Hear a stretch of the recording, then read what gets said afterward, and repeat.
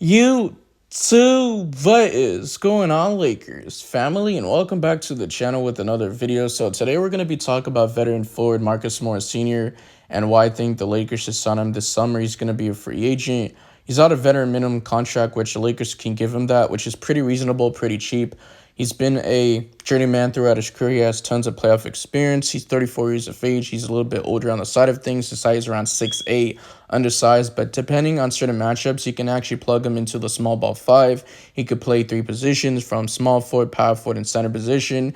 And what he would bring to this Lakers team is toughness, energy, that grit, that tenacity, and that physicality, right? So he is solid. He's a wing. He has that mid-range game, has a soft touch, and he's a very good three-point shooter, right? But back in the buyout market, he did get released by the San Antonio Spurs. He just never played for him, but the Cleveland Cavaliers decided to swoop in. They did sign him on a one-year deal, vet minimum, and he played around 12 games coming off the bench, playing close to 15 minutes per night, average around 5.8 points per game, shooting 44.1% from the field, 2.1 rebounds, 0.8 assists, 0.2 blocks, 0.2 steals, and shooting 41.4% from three on 2.4 attempts per game, and shooting 62.5% from the free throw line on 0.7 attempts per game. So he did struggle in that department, which is a surprise, but I believe like last season he shot around like 80 or 79% from the free throw line, which was a lot better. And he was on the Philadelphia 76ers this past season before getting, traded to the Indiana Pacers. He was part of the Buddy Hield trade. And to be honest, when he was a candidate in the buyout market, I wanted the Lakers to go after him. But the Lakers, they went in a different direction. They decided to sign backup point guard Spencer Dinwiddie, which I wasn't really too happy because I didn't want another undersized guard, which he's a little bit tall. He's like 6'5", I believe. But the Lakers, they needed more length, they needed more size, more versatility, and he could just, fit nicely alongside LeBron James, Anthony Davis. He's a good guy that could fit in any championship contending team.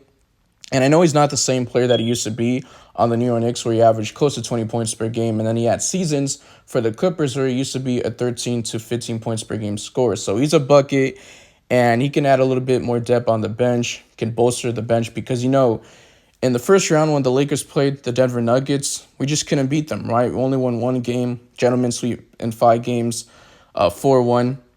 And our bench just couldn't do anything. There was times where Gabe Vincent had a bagel. I know he was injured, so he was on a slump. He couldn't shoot for his life.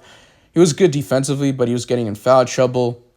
And also Spencer Dinwiddie, there was times where he had a slump, and then there was times where he had a bagel. And the only one that was producing off the bench was, just Taurean Prince. So the Lakers need more bench points, more production from our players, and hopefully the Lakers can do that. But I will say, in the playoffs, Marcus Morris Sr. did play around 9 games for the Cleveland Cavaliers, 15.3 minutes a night, averaging around 6.1 points per game, shooting 45.8% from the field, 2.8 rebounds, 0.3 assists per game, 0.4 steals per game, and shooting around 39.1% from the three-point line, which is actually incredible on 2.6 attempts per game. 3-point attempts, and 66.7% from the free throw line. And I will say in the second round against the Boston Celtics, the best team in the league and the best defensive team in the league, in Game 5 on May 15 at the Garden on the road, he played around 33 minutes in game action coming off the bench. He had 25 points, 3 rebounds, 2 steals. He did shoot around 10 of 13 from the field and 5 of 6 from the three-point line and 0 of 1 from the free throw line. So Lakers fans, you guys voice your opinions in the comment section. How do you guys feel about Marcus Morris Sr.? I'd be willing to get him on a vet minimum, which is pretty reasonable, pretty cheap, like I said earlier on this video as I was speaking.